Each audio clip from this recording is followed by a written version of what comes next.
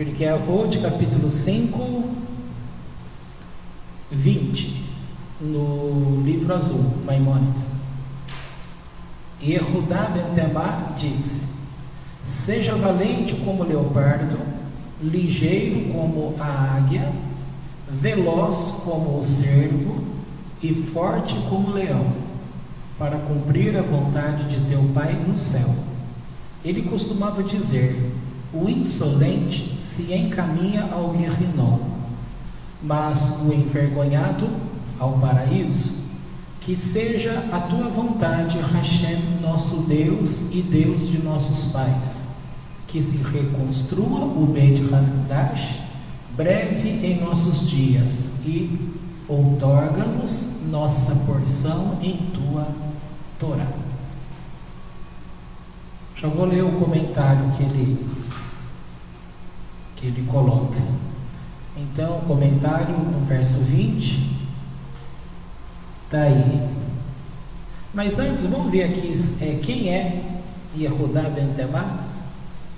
A observação nesse livro está dizendo: pouco se sabe sobre Yehudá, embora seja óbvio que ele foi um grande homem, considerando que o código de leis judaico começa com seu nome e seus ensinamentos nessa Mishnah.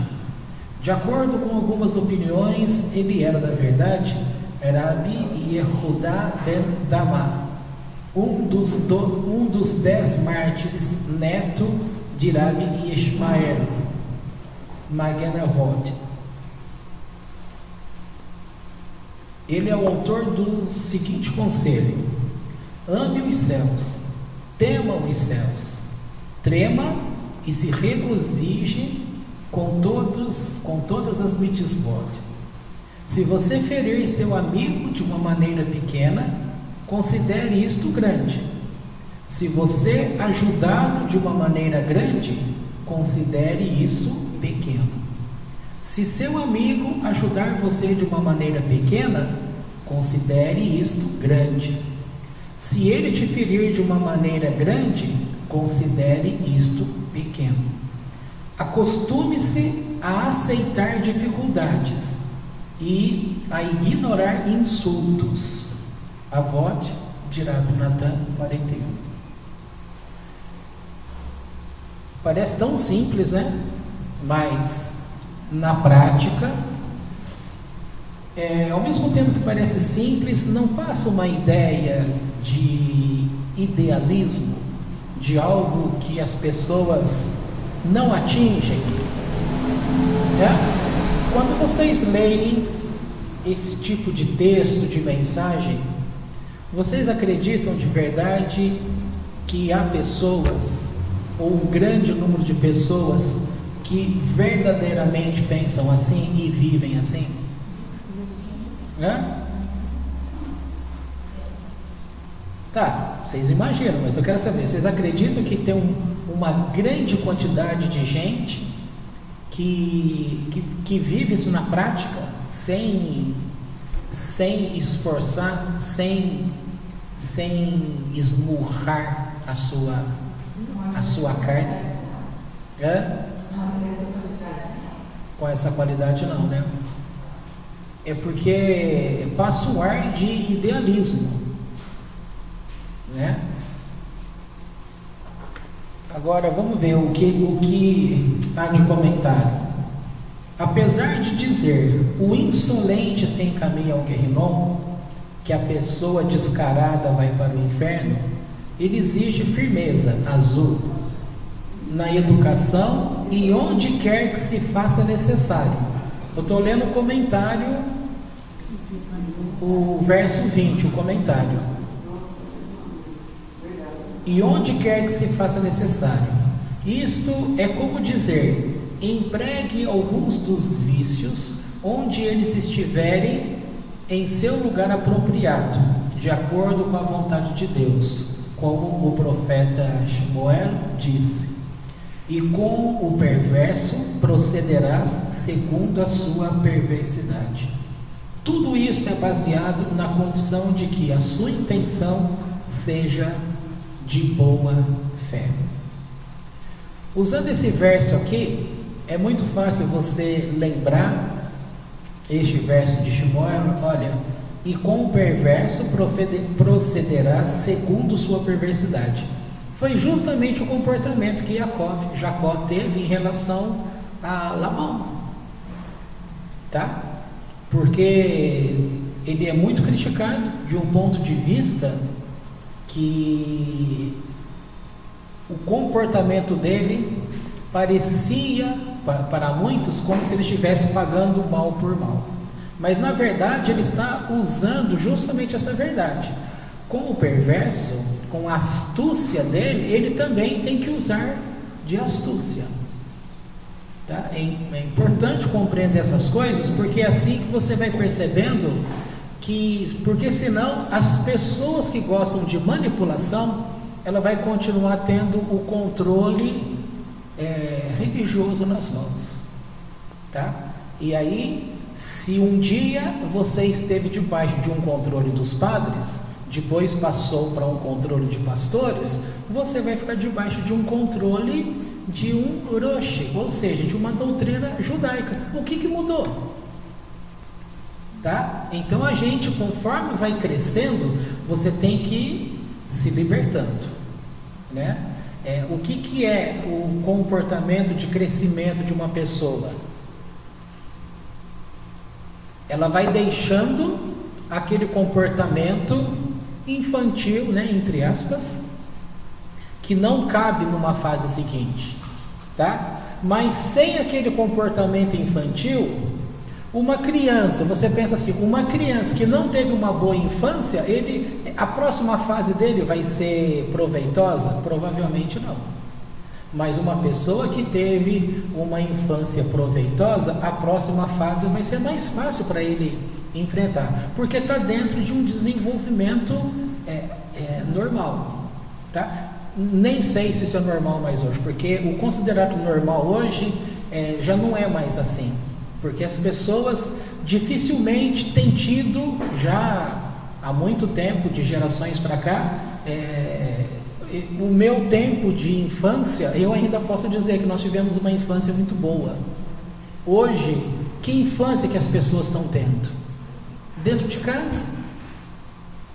Eu venho de um tempo que desde manhãzinha até 10 da noite, você podia deixar a tua casa aberta, com janela, não precisava ter grade. Os vizinhos na rua, um dependia do outro, não precisava fechar a casa, você podia sair para o meio do mato, brincar, ia para a cachoeira, voltava, as meninas brincavam na rua com as suas bonecas, os meninos com aqueles carrinhos, bicicleta, e cada um dentro da sua faixa etária, e tudo sem aquelas brigas comuns, normais, mas sem afetar. Hoje, muitos ainda vivem assim, né? A gente vê na praça aí muitas crianças soltas na rua, mas de uma forma geral, a preocupação social de hoje não é você deixar mais uma casa aberta, a criança na rua, se tem medo para tudo. E o que se leva daí para uma próxima fase?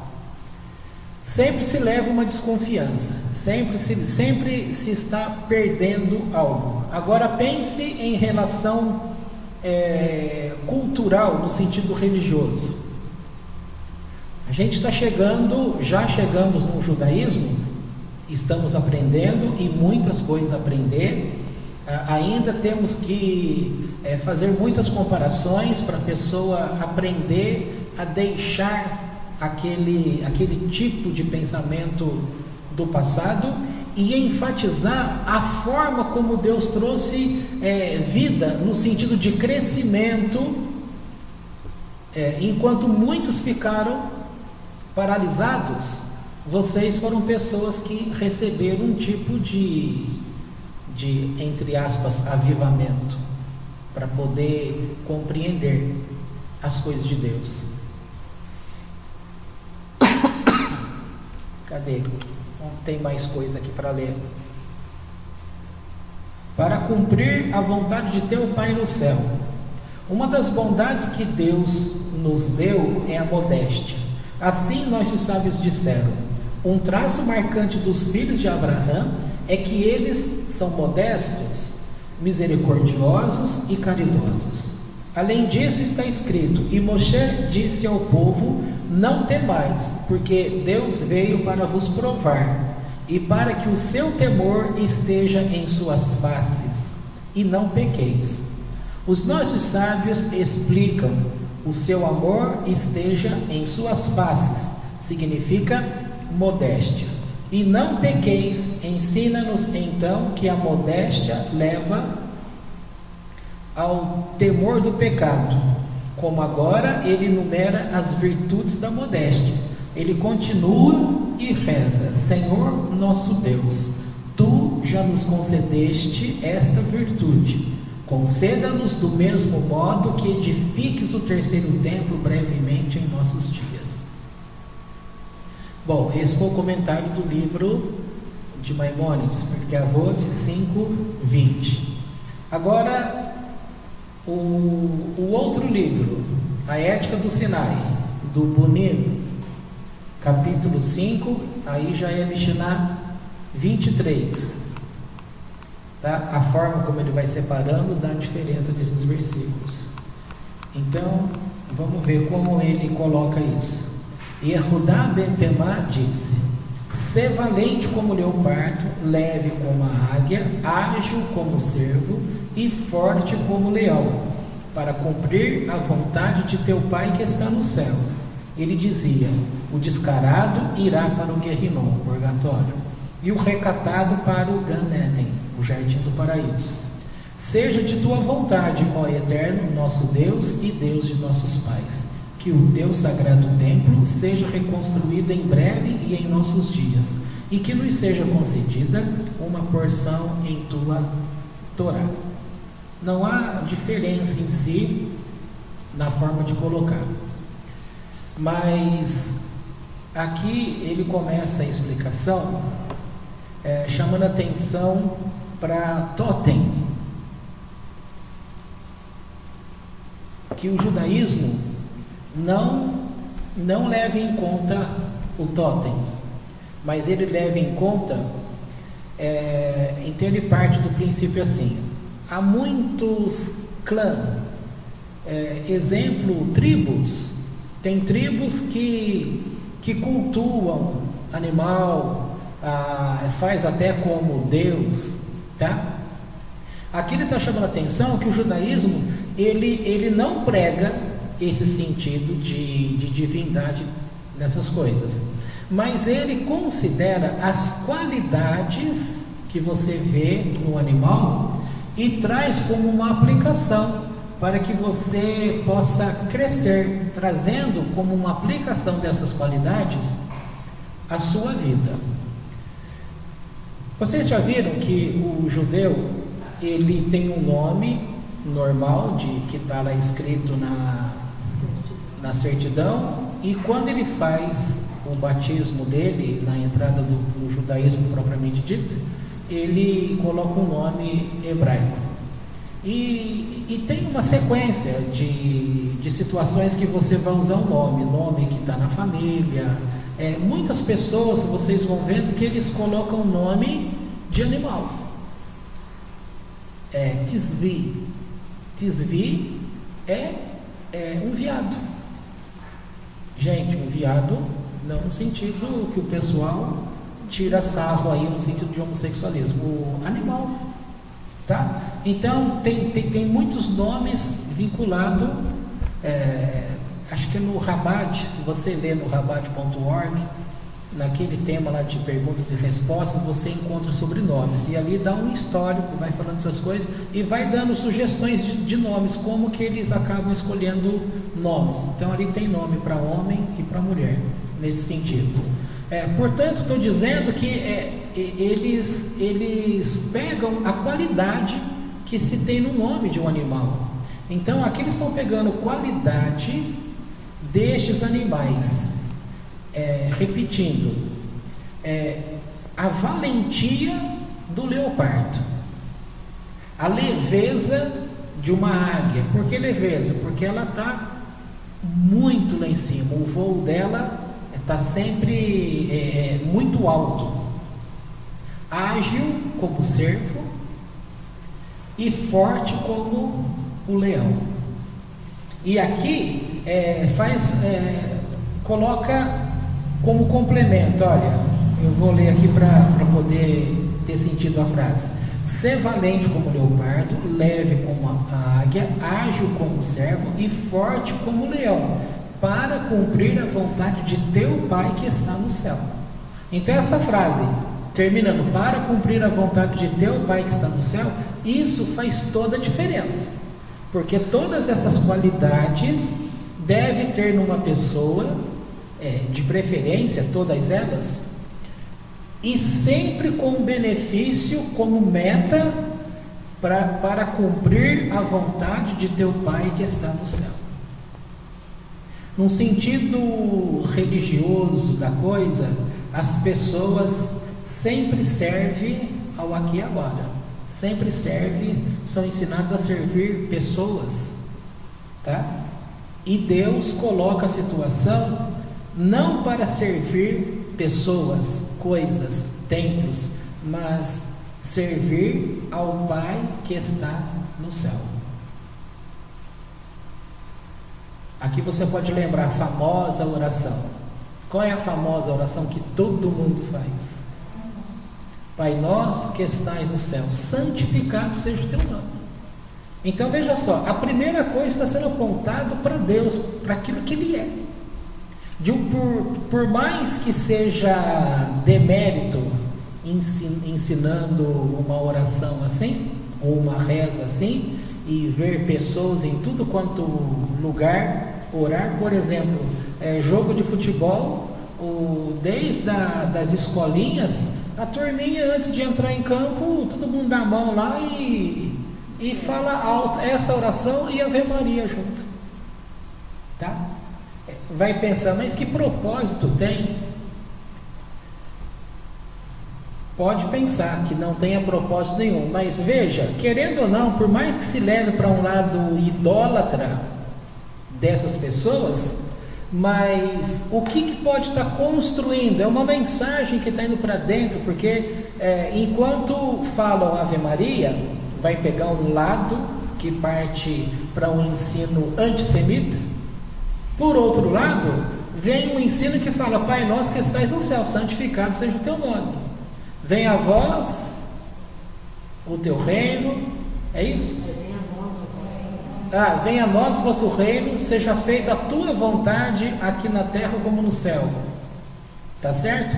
Então, de uma forma geral, está sempre apontando para Deus, não para a própria pessoa. E mesmo para quem ficou famoso, que no caso essa é uma oração atribuída a Jesus, né, que ele tenha feito, nesse sentido ele não coloca ele. Nesse sentido ele está sendo judeu, porque ele mantém uma modéstia, da forma que está sendo colocado aqui, e está apontando para o Pai. Agora, se as pessoas fizeram dele um Deus e atribuiu a eles que se servissem a ele, é outra história, tá bom? O que eu estou querendo dizer é que ao longo do tempo, para nós que somos das nações, que nascemos sem conhecimento de Deus, e antes de ouvir falar do verdadeiro Deus, a gente foi educado em inúmeras doutrinas que afastam o nosso coração do verdadeiro Deus. Tudo que pode ser usado no meio dessas coisas para lá na frente nos levar como um facho de luz, reconhecendo aquela verdadeira luz.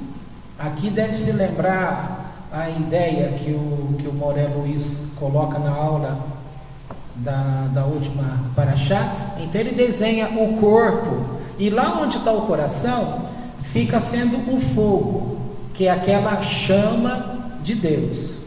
Todo mundo que vem à terra tem essa centelha divina, tá? Essa chama está ali. Só que da mesma forma que está aqui dentro, é desenhado sempre cascas e mais cascas e mais cascas e mais cascas, sabe? Vai formando assim, ó, até até preencher o corpo todo, que são cascas, clipá. E isto significa tudo aquilo que nos traz o afastamento. Ou seja, embora todas as pessoas tenham essa centelha que liga a Deus, mas ela está tão lá escondida e está tão coberta por essas cascas, invólucro. Sabe aquelas brincadeiras que a gente dá o presente à pessoa? Aí você põe o presente numa caixinha pequena, aí embrulha uma outra maiorzinha, a outra maior, outra maior, outra maior, e aí geralmente com criança, né, que faz isso, e aí você quer ver a cara da pessoa, ela abre aquele pacotão, tem que abrir um outro pacote, que tem que abrir um outro pacote. Tem criança que desanima, ela fica brava e chuta, eu não quero, mas acabou a brincadeira. Esse tipo de experimento vale para muitos de nós, que vai em busca de Deus, que quer aquele presente e vai se decepcionando, porque ele não atinge esse encontro com este Deus, e aí ele vai parando pelo caminho. Mas quando a gente começa a encontrar esse Deus, nós é que temos que fazer esse papel de ir tirando. E é por isso que quando a gente fala aqui, os capítulos que já falamos, passado aí, dá a impressão que a gente está distante, que a gente falhou na lição, que a gente está muito ligado a isso ou aquilo. Mas é claro, desde que a gente nasceu, o que a gente mais recebe e vive é em cascas. Então, até chegar lá para compreender o que Deus pede para a gente, cara, o que é que Deus pede para a gente? O que as pessoas sabem falar de ouvir a voz de Deus? É tudo algo muito bonito no discurso, mas na prática as pessoas sequer sabem quem é Deus. De conversa. Por isso, o trabalho no judaísmo, ele é muito metódico nesse sentido, porque é dada a instrução para que realmente um judeu, ele tem que ser responsável pelo seu irmão. Por isso, eu estava lendo a história, tem um livro chamado Jornada Interior. Então ele vai contando, ele dá um histórico dessas coisas todas do judaísmo. Então ele explica a Kabbalah, ele explica sobre o Zohar, ele explica sobre essas fases todas. Na hora que ele vai começar a falar ele dá umas palavrinhas sobre Baal Shem Tov, quando começa a Hassidut, e explica por que ele, então, naquele tempo era fechado o ensino, havia um desânimo às pessoas. Um desânimo, por quê? Porque eles eram camponeses, estavam espalhados pelo mundo da Europa Oriental, sem comida, e Torá estava muito entre os eruditos.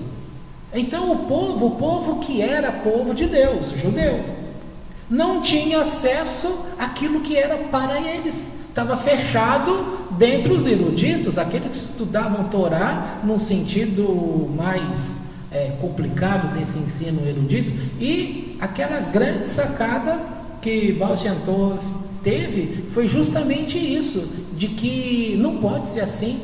A pessoa tem que ser alimentada para conhecer o seu Deus. Então ele começou a percorrer as vilas e começou a ensinar as pessoas de um modo simples. Daí vai nascendo esse novo jeito de aprender Torá, até que chega, aí entra a sequência dos rebes, que o que vem e revoluciona, mas somando o que tinha ficado para trás, é justamente o que ficou conhecido, o sétimo Rebbe, que é conhecido como Oreb. E ele é como é o nome inteiro dele? É o Schneerson, Mendelssohn, como o nome todo? Menachem Schneerson.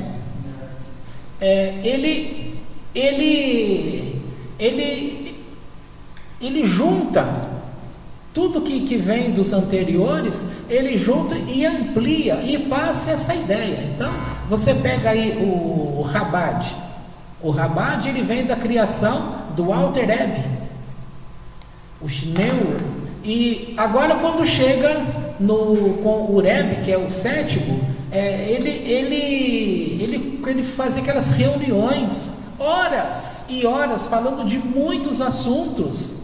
Claro que talvez fosse difícil para uma pessoa só aguentar tanto tempo, mas todo o tempo que ele tinha, ele estava preocupado em ensinar e incentivar pessoas, que uma coisa pelo menos pudesse ensinar ao seu irmão, ou seja, cumprir uma mitzvah, ele te dá vontade, te leva a uma outra mitzvah. Então assim, vai trazendo de volta, usando os meios que nós temos hoje, tecnológico, internet, essas coisas, esse tipo de informação toda leva as pessoas. Ninguém pode falar hoje que não dá para aprender judaísmo. Eu digo para vocês que muito tempo lá atrás, eu sempre tive vontade de aprender judaísmo, e eu estava dentro da igreja cristã, mas não tinha internet naquela época, era livro. Você entrava numa livraria, eu sempre adorei livros, entrava na livraria, você não encontrava nada de judaísmo. O que você encontrava era citação de Talmud, citação da obra do Flávio José, que naquela época não tinha esse livro em volume único, esse grosso História dos Hebreus, ela era vendida em volume, se eu não me engano era 9 volumes, e para ler aquilo, se fosse ler naquela época, você fica vendido, porque não tinha gente te explicando, porque a doutrina estava sempre voltada por aquilo que um pastor explica. Então não tinha como aprender judaísmo se não fosse com um judeu, e achar um judeu naquela época que ensinasse alguma coisa. Não que não existisse Bnei Noach, claro que existia, mas com o mundo fechado nesse sentido, como que você vai ter acesso? Não tinha acesso. Agora é escancarado. Entendeu? E mesmo nesse sentido escancarado, o que eu quero que você veja, que essa modéstia que nós estamos falando, que é apregoada, que seria para todos, a gente percebe que há um respeito por um lado, mas um desrespeito muito grande.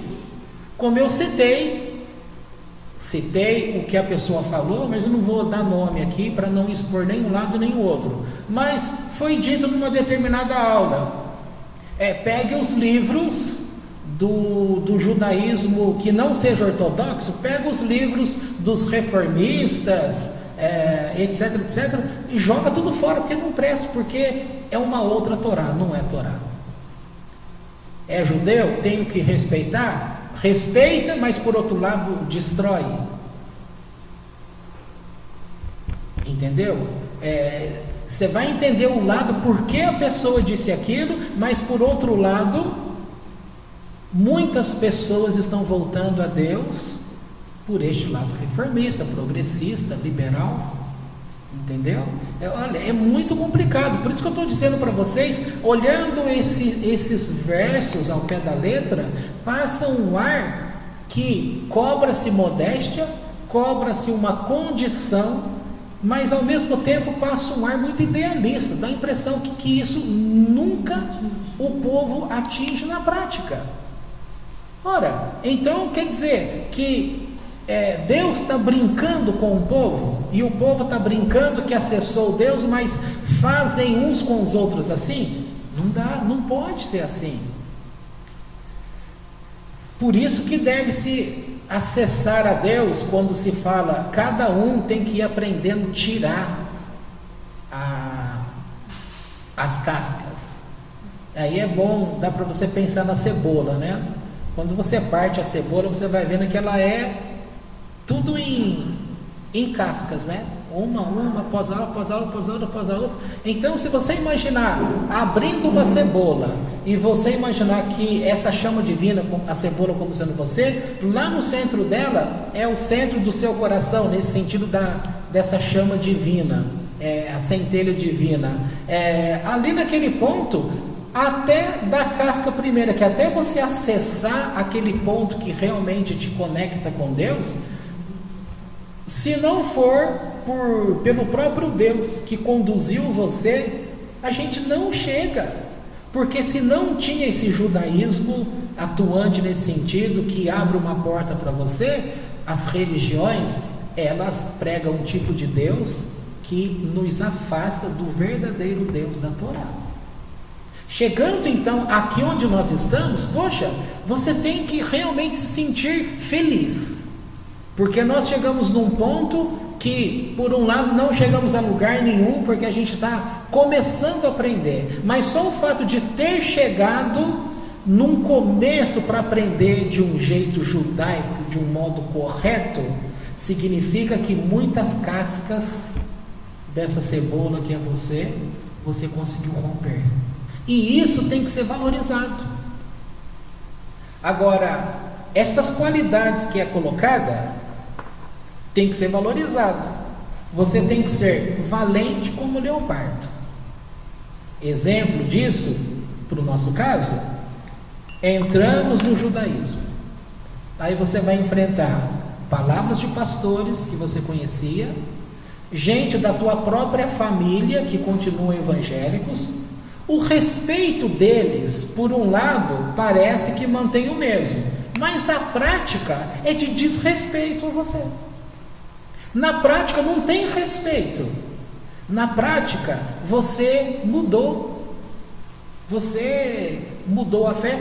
Não é diferente de quando nós, vamos usar aquele jargão, nós éramos do mundo lá naquela época, cada um no seu tempo, e aí você deixa aquele mundo e entra dentro para uma igreja evangélica. O que você fez com aquele que é católico, com aquele que é espírita, com aquele que era da sua família e que não era nada? Você não se fechou para eles?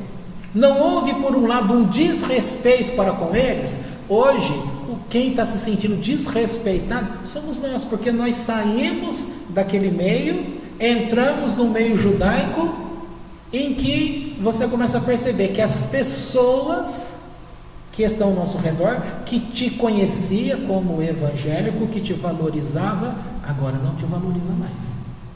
Você era ouro, agora malemar você é cobre. Entendeu?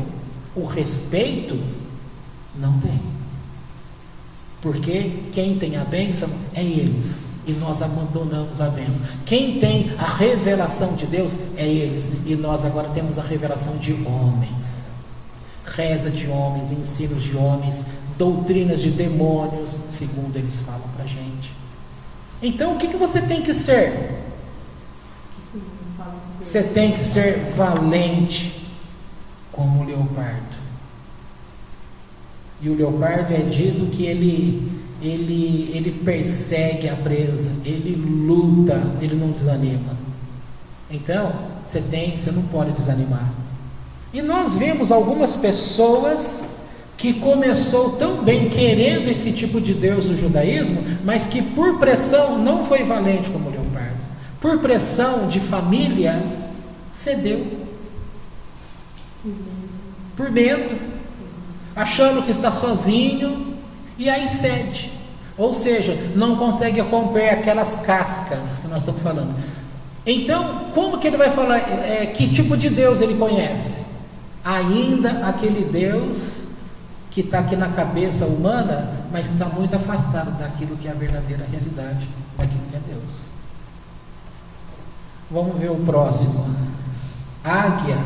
Novamente podemos usar praticamente o mesmo tipo. A águia, ela é conhecida, o voo dela é muito lá em cima, é muito acima do que os normais. Qual é a crítica? O mundo odeia o judeu, porque a impressão que passa é que o judeu está como uma águia, o voo dele é muito lá em cima, o nível de conhecimento de Deus deles é muito lá em cima, e dá a impressão que não vai sobrar nada para as pessoas. Então as pessoas precisam destruir o judeu para poder mostrar uma nova face daquilo que é Deus, para que esse Deus fique acessível aos de baixo, senão fica tudo muito elevado. E quando a gente entra no judaísmo, a gente começa a ter um acesso do tanto que você precisa elevar-se. E elevar-se toma tempo, porque você precisa ter conhecimento de coisas. E aí volta naquele tempo do Baal Shem Tov. É o que ele fazia.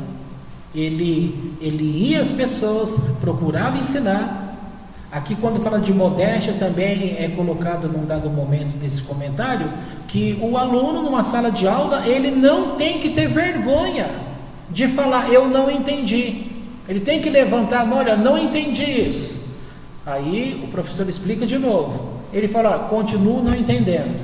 Explica de novo, ainda não entendo. É dito aqui, por mais que o professor fique bravo com ele e diga que está difícil para ele entender, ele tem que manter a palavra, não entendi. E tem que arrumar uma forma para que ele venha captar aquela palavra. Tá? Então, é fácil? Não é fácil, mas é acessível a todos? É acessível a todos. Então, quem tem condições para ficar no nível Peshat, no nível literal, fica no nível literal. Quem tem condições de fazer mais extravagância, quem tem condições para chegar no nível Kabbalah, que é Sod, que é a parte mística, aquela que vai envolver mais mistérios, né? Que mexe com física, com matemática, que entra a química, entra a gemátria, entra as letras do hebraico, entra um monte de conhecimento. Quem não tem condições, cabeça para aprender isso, não tem problema. Tem coisas para todo mundo. É aquele tal negócio, nem todos. Imagina se todos numa empresa fosse gerente, chefe. Não dá. Vai ter que ter o diretor, o supervisor, o gerente, os outros empregados, e assim vai. E a grande maioria é produção. A grande maioria é produção. Ou seja, a grande maioria é produção. Portanto, águia, você vai perceber que a águia é dito que ela é para viver 100 anos. E a cada 10 anos ela se desfaz, ela dá o seu voo e mergulha nas águas e se renova a cada 10 anos, até atingir 100 anos. Então você vai percebendo que antes ninguém percebia o nível de voo, nem que o judeu tinha esse nível. Mas esse nível começou a ser destruído para que a gente se mantivesse lá embaixo. Agora que você está compreendendo isso, você tem que ter essa leveza da águia para você procurar subir e manter esse contato. Ágil como o servo. Por que o servo é ágil? Porque, grosso modo, ele está sempre fugindo de seus inimigos. Então ele precisa ser ágil para não ser pego. O que não vai faltar para a gente, e nem tem faltado, é justamente um tipo de perseguição. Você acha que é fácil? O que será que falam da gente por aí? Até é bom que muita coisa nem tenha chegado aos nossos ouvidos, porque e se a gente não está em condições de ser fortalecido, de ser valente, de manter um nível alto? Aí você vai começar a desanimar, e daqui a pouco você vai começar a questionar: será que eu estou no lugar certo mesmo? As pessoas que têm uma lábia muito boa, ela vai começar a falar: olha, mas antes você não era espírita, e você não acreditava que aquilo era verdade, e você depois não foi católico e acreditou que era verdade, depois você não foi evangélico e acreditou, então o que te prova hoje que o judaísmo é a verdade? E você buscou Deus assim, assado, tal, e é uma lábia, é uma forma de trazer você para uma prática da dúvida. O livreto que o Kaplan escreveu para cortar essa onda daqueles judeus que se converteram ao cristianismo, e que o trabalho deles agora é converter judeus, e eles começam justamente, eles vão em judeus que está sempre num momento difícil de vida, aí começa a explorar aquele momento e vai fazer o convite para que ele venha para o cristianismo, para que ele aceite o Messias, no caso Yeshua como Messias, e vai mostrando a prática morta, e vai mostrando um monte de coisa, e a pessoa é seduzida por isso, e um monte de erro de interpretação que tem nesse caminho. Por isso se faz necessário ser valente como o leopardo, leve como a águia, ágil como o cervo e forte como o leão. Tudo isso para quê? Para cumprir a vontade de Deus Pai que está no céu.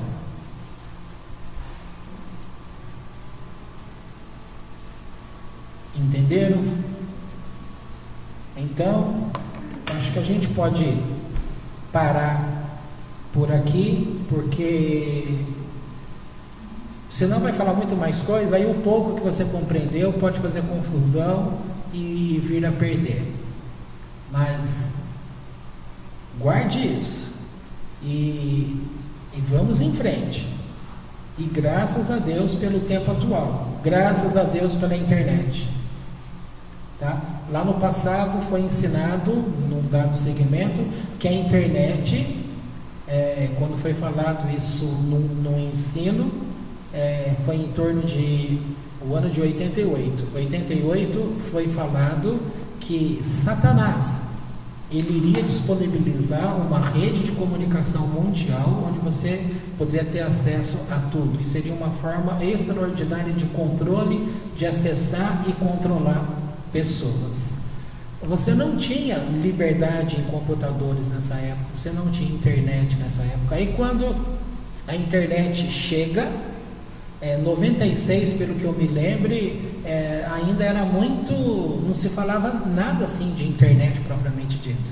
Que ano que ficou aí realmente que a internet pegou? Alguém lembra? Não? Você que mexia com a empresa, quando que você acha que, você lembra aí quando que começou a mexer mais com a internet propriamente dito? Lembra? Então, aí o que eu estou querendo dizer é que já naquela época foi dito, naquele grupo, que Satanás que estava gerando a internet. E o Rebbe, ele falava, tá? O Rebbe morreu em 92, parece, ou 94, agora eu não lembro, mas só para ter uma noção aí, foi beirando essa década aí.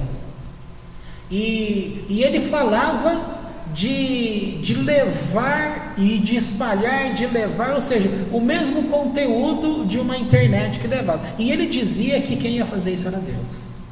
Então um grupo vai falar que quem fez foi o diabo, e o outro grupo vai falar que quem fez foi Deus. E aí você tem internet hoje, por causa da internet muitos casamentos têm acabado.